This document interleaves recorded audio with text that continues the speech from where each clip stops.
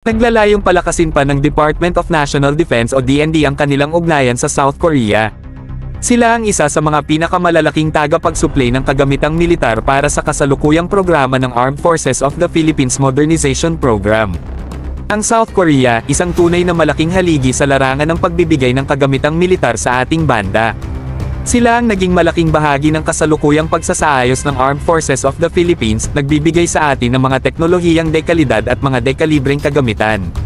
Ito ay seryosong kapangyarihan mga bro. Ito ngayong hakbang ng DND ay malinaw na patunay ng kanilang pagkamit sa pagpapalakas ng ating kapasidad sa depensa at tiyakin na ang ating Armed Forces ay handa sa anumang hamon. Ito ay isang pahayag ng tiwala sa kahusayan ng South Korea at pagkilala sa kanilang mahalagang kontribusyon sa ating mga pagsisikap sa modernisasyon ng militar.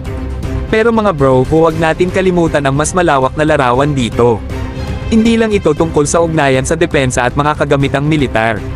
Ito ay tungkol sa iisang pangarap ng dalawang bansa na nagkakapit-bisig upang makabuo ng isang mas ligtas at mas mapayapang kinabukasan. Ito ay pagsaksi sa kapangyarihan ng pagtutulungan at lakas na nagmumula kapag nagkakaisa ang mga bansa para sa iisang layunin. Kaya't bigyan natin ng palakpakan ang Department of National Defense at South Korea sa kanilang patuloy na pagsisikap na patatagin ang ating mga kakayahan sa depensa. Sila ang naglalatag ng landas tungo sa isang mas maginhawang at ligtas na kinabukasan, at tayo ay maswerte na maging bahagi ng napakagandang paglalakbay na ito. Yan na muna sa ngayon mga bro. Huwag kalimutang i-smash ang like button, i-subscribe ang ating channel, at abangan ang mga nakaka-excite na balita mula sa mundo ng depensa at internasyonal na pakikipagtulungan.